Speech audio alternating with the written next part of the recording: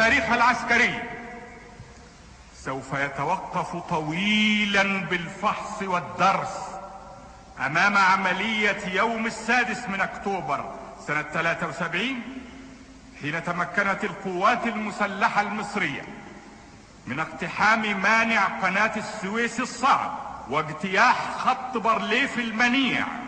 وإقامة رؤوس جسور لها على الضفة الشرقية من القناة،